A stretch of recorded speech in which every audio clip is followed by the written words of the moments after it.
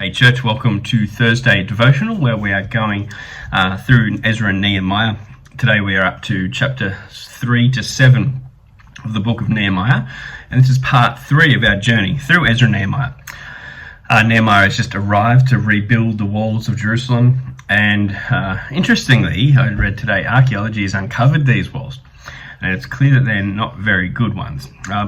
Probably reflects the fact that Jerusalem, the people were rather small and pretty weak at the time. So, chapters 3 to 7, as I said, it's a bit of a chunk to read through today, but let me give you an outline to help you understand it. Okay? Chapter 3 outlines the work on the walls that happens. Chapter 4 shows us that the people keep working even in the face of opposition. Chapter 5 shows us that Nehemiah deals with financial injustice in the community. And then chapter 6 verse 1 through to 7 verse 4 show us that the enemies conspire against Nehemiah, but their plot's foiled. And then the remainder of chapter 7 is a list of those who returned from exile. So press pause and have a read now with all of that in mind. Okay, so let's have a look at what happens. Chapter 3, we see that, as I said before, this is outlining the work on the walls. And this chapter, you may have noticed, there's a lot of names, but at least over 50 individuals, families, towns, and even different jobs, vocations. And they all work together. We see men, women, priests, lay people, Levites, tradies, locals, ring-ins from other places. Every strata of society is represented. And they all work together. And verse 6 even says that they all worked with their whole heart. I love that picture of unity and of working together and building God's kingdom. But then in chapter 4, these people are facing opposition. Now, chapter 3 tells us that the wall was built, but then chapters 4, 5 tell us what happened while the wall was being built, right? And so in chapter 4, we sort of go back to the building of the wall, and we learn that the people are facing opposition throughout the whole time. Sanballat and Tobiah, they're back again, and they ridicule them. But then they're joined by others who plot to fight against them and even threaten to kill them. And the people are scared and they're tired, but how did they respond? Well, they prayed, and then they acted by getting back to work and getting ready to defend themselves. They trusted God throughout the whole process. Chapter 5, we see Nehemiah dealing with financial injustice in the community. The weak have, the strong have been exploiting the weak. The rich have been exploiting the poor by taxing them, taking money from them, and Nehemiah puts a stop to it. And then he puts his money where his mouth is and contributes of his personal allocations that he gets from the crown.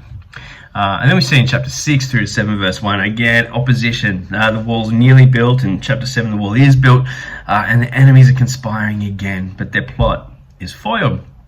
And then the remainder of chapter 7 is a list of those who have returned from exile. So look, this section is showing us that the faithfulness of God, again, really one of the big themes in Ezra and Nehemiah, that the people complete their task despite the great opposition and despite other difficulties as well. So they have external opposition. It includes mockery, an impending attack, death threats, a smear campaign, spiritual intimidation. But they also have internal problems too. They're scared, and rightly so. They're exhausted. They have limited funds and materials, and there's conflict within their community, and with the rich exploiting the poor. Life wasn't meant to be easy. You hear that from your mum and dad all the time, right? Growing up. Nor is building God's kingdom, by the way. We are told to expect the same opposition that these guys did, even as Christians building Jesus' kingdom. Jesus said in John 15 that the world will persecute us because it persecuted him. In Matthew chapter 24, his disciples are told that even to expect death, possibly, on account of him.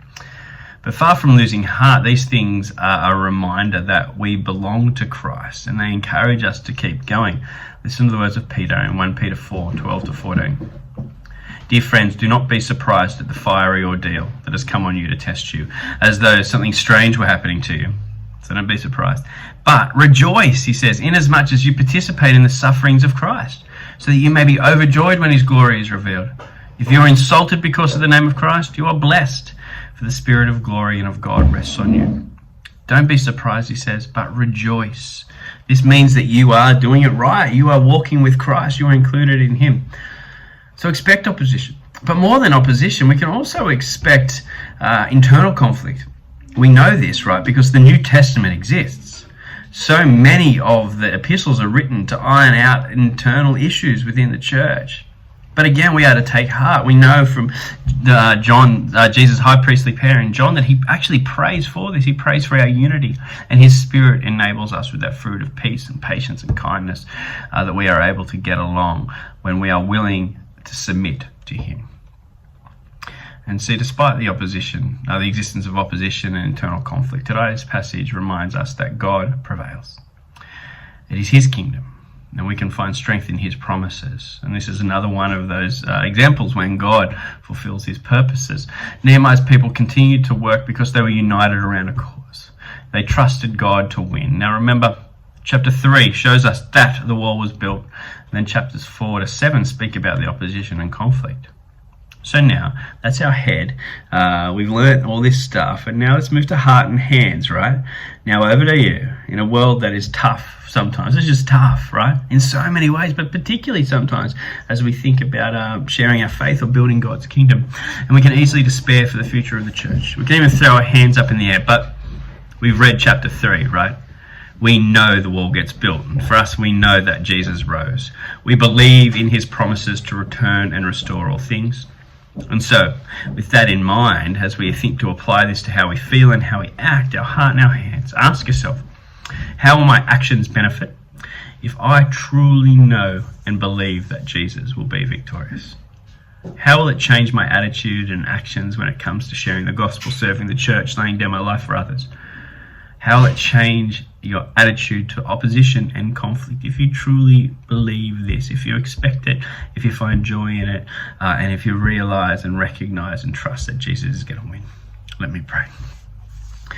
Dear God, we know there's so much opposition and even internal conflict that tries to stop us from serving you and building your kingdom.